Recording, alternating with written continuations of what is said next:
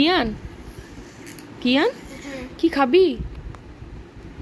মাম্মা তুমি আমার আজকে একটু চকলেট মিল্কশেক বানিয়ে দাও না।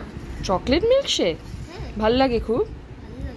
আচ্ছা ঠিক আছে, চল চটপট বানিয়ে আনি। হ্যাঁ, আইসক্রিম দিয়ে খাবি তো?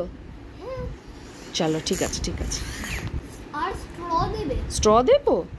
বেশ, সাথে তাহলে স্পুনও দেবো। আইসক্রিমটা খাবি কি করে নইলে? ঠিক আছে চল চটপট বানিয়ে আনি, তুই খেলা কর। এই গরমের মধ্যে নানা রকমের ড্রিঙ্কস বাড়িতে চলছেই। আমার পছন্দ যদিও ঘোল বা লস্যি, কিন্তু রোজ ঘোল বা লস্যি দিলে কিয়ানের একেবারে পছন্দ নয়। তাই বানিয়ে ফেললাম কেভেন্টার্সের স্টাইলে চকলেট শেক। 2 গ্লাস পরিমাণ বানাবো, তার জন্য একটা মিক্সিং জারে ছোট একটা ডেয়ারি মিল্কের পুরোটা টুকরো টুকরো করে দিয়ে দিলাম। এবার তার মধ্যে দেব চকলেট সসের একটা পাউচ। যে 20 টাকা দামের পাউচগুলো পাওয়া যায় সেটার একটা ইউজ করেছি গোটা।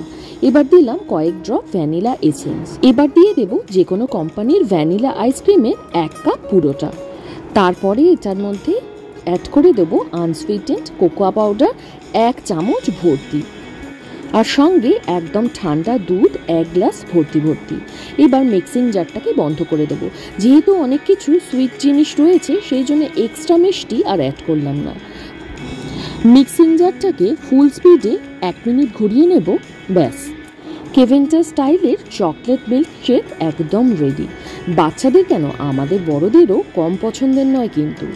ওপর থেকে আবার 1 স্কুপ করে ভ্যানিলা আইসক্রিম দিয়ে সার্ভ করে দেবো একদম ঠান্ডা ঠান্ডা। বাড়িতে গেস্ট এলেও এটা বানিয়ে দিতে পারেন এই গরমের মধ্যে। আর রেসিপিটা ভালো লাগলে অবশ্যই লাইক, শেয়ার আর কমেন্ট করতে হবে। রেসিপিটা কেমন লাগলো সেটাও কিন্তু জানাতে ভুলবেন না।